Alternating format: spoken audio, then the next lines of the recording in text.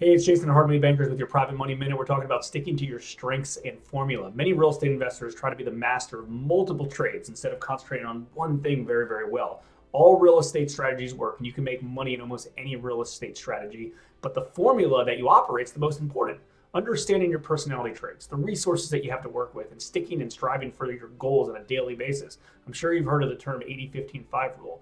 Well, that applies to you as well. Most real estate investors spend 80% of their day on unproductive things. You got to reverse that. So you're spending 80% of your day on productive money making activities and going towards your goals and the proactive tasks of a real estate business.